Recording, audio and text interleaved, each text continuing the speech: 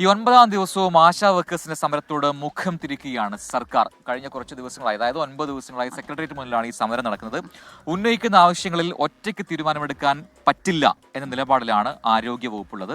ആവശ്യങ്ങൾ അംഗീകരിക്കണമെന്ന് ആവശ്യപ്പെട്ട് മുഖ്യമന്ത്രിക്ക് നിവേദനം നൽകിയിരിക്കുകയാണ് ആശാ വർക്കേഴ്സ്. എ വി ജയശങ്കറാണ് ചേരുന്നത് വിവരങ്ങളുമായി. Jaishankar, good morning. ജയശങ്കർ, ഇത് കുറച്ച് ദിവസമായി അവരിത് തുടങ്ങിയിട്ട് നല്ല നട്ടുച്ച വെയിലത്ത്, ഇപ്പോഴാണെങ്കിൽ ചൂട് കൂടിയ സമയമാണ്. അവരുടെ ഈ ഒരു പ്രതിഷേധം, അതിനിടയിൽ ചില കേസുകളും എടുത്തിട്ടുണ്ട് അവർക്കെതിരെ, ഗതാഗത തടസ്സം സൃഷ്ടിക്കൽ, കൂട്ടം കൂടൽ, അങ്ങനെയുള്ള കാര്യങ്ങൾ പറഞ്ഞ്. പക്ഷേ അവർ പിന്മാറാൻ തയ്യാറല്ല.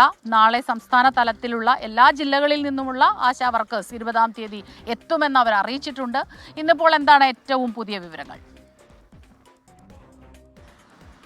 Good morning Prajin, Smitha. എന്തായാലും ആശാ വർക്കർമാരുടെ സമരം പുരോഗമിക്കുകയാണ്. നേരത്തെ സൂചിപ്പിച്ചു, പകൽ സമയത്ത് വലിയ ചൂടാണ്, രാത്രി അതുപോലെ തണുപ്പാണ്. ഇതിനെല്ലാം സഹിച്ചുകൊണ്ടാണ് ആശാ വർക്കർമാർ കഴിഞ്ഞ 9 ദിവസമായി സെക്രട്ടേറിയറ്റിന് മുന്നിൽ സമരം നടത്തുന്നത്. ഏറ്റവും ഒടുവിൽ അവർ ഈ വിഷയവുമായി ബന്ധപ്പെട്ട് ഇടപെടൽ ആവശ്യപ്പെട്ട മുഖ്യമന്ത്രിക്ക് ഒരു നിവേദനം സമർപ്പിച്ചിരിക്കുകയാണ്. ആശാ വർക്കർമാരുടെ ആവശ്യങ്ങൾ, തങ്ങളുടെ ആവശ്യങ്ങൾ ആരോഗ്യവകുപ്പ് തള്ളിയിരിക്കുകയാണ്. ഈ വിഷയത്തിൽ മുഖ്യമന്ത്രി ഇടപെടണം, തങ്ങൾ ഉന്നയിച്ച ഈ വേതന വർധന ഉൾപ്പെടെയുള്ള ആവശ്യങ്ങൾ അടിയന്തരമായി പരിഹരിക്കണമെന്നാണ് ഇവർ കഴിഞ്ഞ ദിവസം മുഖ്യമന്ത്രിക്ക് നിവേദനം നൽകിയിരിക്കുന്നത്. മുഖ്യമന്ത്രി തങ്ങളുടെ വിഷയത്തിൽ ഇടപെടുമെന്നൊരു പ്രതീക്ഷ നമ്മൾ രാത്രിയൊക്കെ അവരോട് സംസാരിച്ചപ്പോൾ അവർ പങ്കുവയ്ക്കുകയും ചെയ്യുന്നുണ്ട്. എന്തായാലും 9ാം ദിവസമാണ് സമരം. പക്ഷേ ആരോഗ്യമന്ത്രി അനുകൂലമായൊരു നിലപാടല്ല വിഷയവുമായി ബന്ധപ്പെട്ട് സ്വീകരിക്കുന്നത്. തനിക്ക് ഒറ്റയ്ക്കൊരു നിലപാട് ഈ വിഷയത്തിൽ ഒരു തീരുമാനമെടുക്കാൻ സാധിക്കില്ല. ധനവകുപ്പിൻ്റെ കൂടി അനുമതി ആവശ്യമാണ്.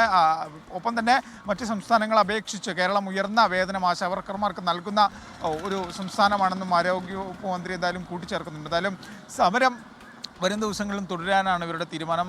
ഈ മഹാസംഘം ഉൾപ്പെടെ ഇവർ സെക്രട്ടേറിയറ്റ് മുന്നിൽ 20ാം തീയതി സംഘടിപ്പിക്കും. കേരളത്തിലെ മുഴുവൻ ആശാ വർക്കർമാരും ഈ പരിപാടിയിൽ പങ്കെടുക്കും. അതിനുശേഷം വീടുകളിലേക്ക് തിരിച്ചു പോകേണ്ട ഒരു തീരുമാനമായിട്ട് തിരിച്ചു പോകുമെന്നാണ് ഈ ആശാ വർക്കർമാർ എന്തായാലും പറയുന്നത്. വലിയൊരു സമരമുഖമായി സെക്രട്ടേറിയറ്റ് മാറുന്നു. കഴിഞ്ഞ ദിവസമൊക്കെ വളരെ സജീവമായി സ്ത്രീകൾ സെക്രട്ടേറിയറ്റ് മുന്നിൽ സമരമൊരുക്കുന്ന കാഴ്ചയാണ് കണ്ടത്. അങ്ങനെ വളരെയധികം അർഹത അർഹിക്കുന്ന ഒരു കൂട്ടരാണ്. കാരണം കോവിഡ് കാലത്ത് ഉൾപ്പെടെ ഗ്രാമീണ മേഖലയിലും നഗരമേഖലയിലും ഒക്കെ സ്വന്തം ജീവിതം മറന്ന് സ്വന്തം ആരോഗ്യം സംരക്ഷിക്കാതെ നമുക്ക് വേണ്ടി നമ്മുടെ വിവരശേഖരണം എടുക്കാൻ ഓടി നടന്ന അമ്മമാരും സഹോദരിമാരൊക്കെയാണ് സെക്രട്ടേറിയറ്റിന് മുന്നിൽ ഈ വെയിലും കൊണ്ട് തണുപ്പൊക്കെ അടിച്ച് സമരം നടത്തുന്നത്. അപ്പോൾ അവർക്കൊരു ന്യായമായ പരിഹാരം വേണമെന്ന് സ്ഥിരം ഈ സമരം കാണുന്ന നമുക്ക് പോലും തോന്നുന്നുണ്ട്. എന്തായാലും സർക്കാർ അത്തരത്തിലൊരു പരിഗണന നൽകട്ടെ എന്നാണ് നമ്മൾ ആഗ്രഹിക്കുന്നത്.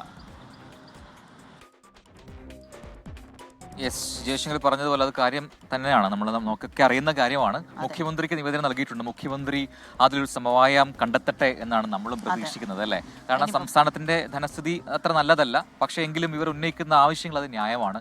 കാരണം അവർ നമ്മുടെ സമൂഹത്തിൽ നമ്മുടെ ജീവിതത്തോട് ചേർന്ന് നിൽക്കുന്നവരാണ് ഈ ആശാ വർക്കേഴ്സ് എല്ലാം. നമ്മൾ പറയുമായിരുന്നു, ഇന്നിങ്ങോട്ട് വരുമ്പോൾ തന്നെ ഈ കാര്യം നമ്മൾ സംസാരിക്കുകയായിരുന്നു. ഓരോ സ്ഥലത്തും ഓരോ ഗ്രാമത്തിൽ ചെന്ന് കഴിഞ്ഞാൽ ഓരോ വീടുകളിലും ആരെല്ലാം ഉണ്ട്, ആർക്കെല്ലാം പ്രശ്നങ്ങളുണ്ട്, എല്ലാ കാര്യങ്ങളും അവർക്ക് അറിയാം.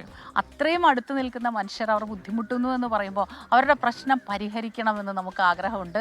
അപ്പോൾ എന്തായാലും മറ്റ് വകുപ്പുകൾ ഇടപെടണമെങ്കിൽ അങ്ങനെ ഇടപെട്ടിട്ടാണെങ്കിലും ഒരു നയം ഉണ്ടാവട്ടെ, അല്ലേ? അതെ.